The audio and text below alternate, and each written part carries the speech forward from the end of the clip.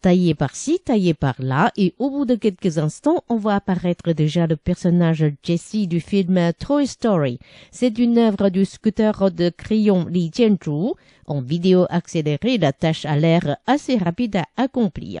C'est bien sûr grâce à son longue expérience accumulée. Li Jianzhu s'est lancé dans cet art il y a 7 ans. À l'origine, c'était juste pour une raison très simple. Certains personnages en Lego de mes enfants avaient des armes, mais d'autres pas, ce qui provoquait souvent des disputes.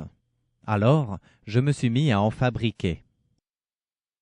Au commencement, Li Jianzhu n'avait pas pensé que la sculpture sur crayon pourrait l'intéresser autant, mais très vite, il a trouvé une grande passion et a réalisé la Tour Eiffel, la Grande Muraille, la Sirène, Batman, la déesse de la miséricorde et un chapelet.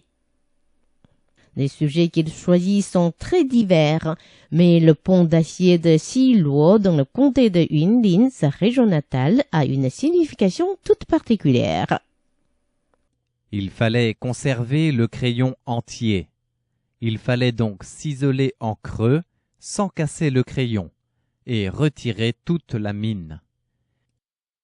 Je devais faire très attention, en particulier aux poutres croisées du pont. Chaque détail représentait un grand défi. Dans le livre Guinness, le record est détenu par un Japonais qui a réalisé une pièce de 2 mm de grosseur.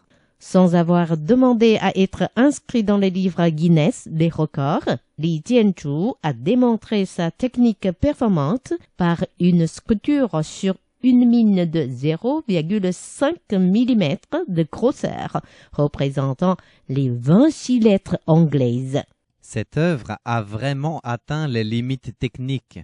L'espace disponible était très restreint. Il m'a fallu 40 minutes pour graver une seule lettre. En fait, il n'y a pas de succès sans échec. Li Jianzhu a conservé toutes les pièces cassées. Ce n'est pas grave de rater. Les échecs sont en fait des expériences précieuses qui nous conduisent au succès. Les échecs ne sont jamais inutiles. En pratiquant la sculpture sur crayon, Li Jianzhu croit avoir acquis une nouvelle vision à propos de la valeur de l'homme. Toute personne a ses propres qualités à exploiter, comme le crayon. En plus de sa fonction d'écrire, le crayon peut être utilisé à bien d'autres fins. Après avoir perfectionné sa technique, Li Jianzhu se penche maintenant sur d'autres sujets plus spirituels, comme cette œuvre qui traduit l'amour d'un fils pour sa mère. Cette œuvre est basée sur un poème qui décrit le regret d'un expatrié vis-à-vis de sa mère. J'ai sculpté une aiguille et un bouton, mais je n'avais pas trouvé de fil suffisamment fin pour l'enfiler. Puis j'ai sollicité un cheveu auprès de ma belle-mère.